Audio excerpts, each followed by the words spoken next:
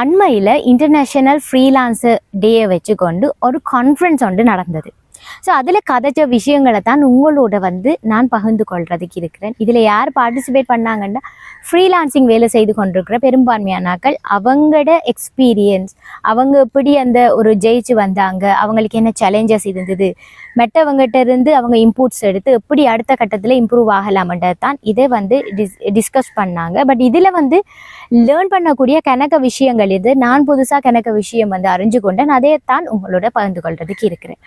So பெரும்பாலும் ஃப்ரீலான்சிங்கண்டா நம்ம எல்லாரும் நினைக்கிறது என்னென்னா ஃப்ரீயாக இருக்கிறது, நமக்கு எப்போ ஃப்ரீ டைம் கிடைக்குதோ அதை செய்கிறதுன்ட்டு. இது ஒரு பிழையான ஒரு விஷயம், ஒரு மித். ஸோ அவங்க சொன்ன விஷயம் என்னென்னா, நீங்கள் ஒரு கம்பெனிக்கோ ஒரு நபருக்கோ பவுண்டட் இல்லை, உங்களுக்கு ஃப்ரீடம் இருக்குது, நீங்கள் யாருக்கும் வேலை செய்து கொண்டு இருக்கிறதுக்கு. ஸோ இங்கே யார் பாஸ்ன்னு பார்க்கக்குள்ள நீங்கள் தான் பாஸ். இப்போ அந்த கான்ஃபரன்ஸில் வந்திருந்த எல்லாருமே இப்போ ஸ்டார்ட் அப் ஒன்று செய்து ஒரு கம்பெனி டெவலப் பண்ணவங்க. அவங்க எல்லாருமே ஆரம்ப கட்டத்தில் ஒரு சிங்கிள் ப்ராஜெக்ட்ஸாக ஸ்டார்ட் பண்ணவங்க தான். ஒரு ஃபைவராக இருக்கட்டும், அப்வொர்க்காக இருக்கட்டும், மற்ற ரொம்ப ஃப்ரீலான்சிங் சோர்சஸ் இருக்குது, அந்த ப்ராஜெக்ட்ஸ் எடுத்து செய்தவங்க.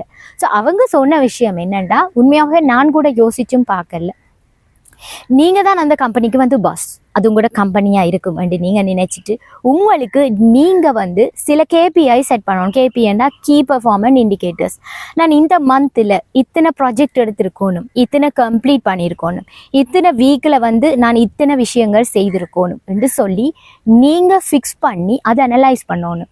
அப்போ தான் உங்களால் சரியான ஒரு வருமானத்தை ஈட்டிக்கொள்ளக்கூடியதாக இருக்கும் என்று சொன்னாங்க. அதே மாதிரி அந்த ப்ரோக்ராமுக்கு தம்மிக பெரேரா ஒரு இன்வைட்டியாக வந்திருந்தார். அப்போ அவர் சொன்ன விஷயம் என்னென்னா, இப்போ ஃப்ரீலான்சர்ஸ் கணக்க நேரத்தில் விடுறப்பில் என்ன விஷயம்ண்டா, அவங்களோட பர்சனல் பிராண்டிங்கை பற்றி யோசிக்கிறதில்ல.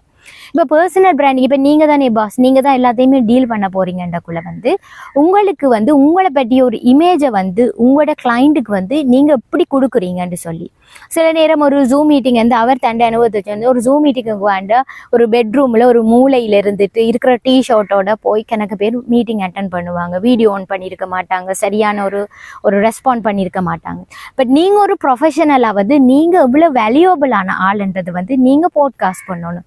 ஒரு வடிவான செட்டப் இருக்கணும், நல்ல ட்ரெஸ்ஸிங், அது ஜூமண்டா கூட நீங்கள் வடிவா அவங்கள ப்ரெசென்ட் பண்ணணும்னு சொல்லியிருந்தார். ஸோ அதால் அவர் இன்னொரு விஷயம் சொல்லியிருந்தார், நானாக இருந்தா என்ன செய்வேன்டா, யார் வேர்ல்டில் இருக்கிற டாப் 10 ஃப்ரீலான்சர்ஸ் அவங்க எப்படி ப்ராஜெக்ட் செய்கிறாங்க, அவங்க எப்படி வெப்சைட் வச்சுருக்குறாங்க, அவங்க எப்படி உடுத்துறாங்க, அவங்க எப்படி ஹேர் கோம் பண்ணுறாங்க, அதெல்லாமே பார்த்து நான் அதை ஃபாலோ பண்ணுவேன். ஸோ அவங்க என்ன அவார்ட்ஸ் எடுத்திருக்கிறாங்க, நான் என்ன அவார்ட்ஸ் எடுத்திருக்கிறேன், நான் என்ன எடுக்கலாம், அதுக்கிடையில் இருக்கிற கேப் என்ன, அதை நான் எப்படி ஃபீல் பண்ணணும், இதைத்தான் நான் சர்ச் பண்ணி டெவலப் பண்ணுவேன். ஆஸ் அ ஃப்ரீலான்சர்ஸ் நீங்கள் அதுக்கு ஒர்க் அவுட் பண்ணீங்கன்னா உங்களால் ஜெயிக்கலுமென்று சொல்லி இன்னும் ஒரு விஷயம் டிஸ்கஸ் பண்ணப்பட்டது அதாவது நிரம்ப ஒர்க் கொண்டு வரக்குள்ள எங்களுக்கு அந்த டைம் மேனேஜ்மெண்ட்ன்றது கஷ்டமாக இருக்குது. அப்போ இதுக்கு என்ன சொல்யூஷன் கொடுக்கலாம்னு சொன்ன நேரம், அப்போ நீங்கள் ஒருத்தராக இல்லாமல் 2-3 பேர் சப்போர்ட்டை கேளுங்க என்று சொன்ன நேரம் ஒரு சிலர் சொன்னாங்க, அப்படி நாங்கள் சப்போர்ட் கேட்டோம், ஆனால் நாங்கள் செய்த குவாலிட்டியில் அந்த ஒர்க் வரல. ஸோ அந்த நேரம் எங்களோட கிளைண்ட்ஸ் கொஞ்சம் ஏமாற்றம் அடைஞ்சிட்டாங்க, அதால் எனக்கு கொஞ்சம் இந்த ப்ராஜெக்ட்ஸ் குறைஞ்சது.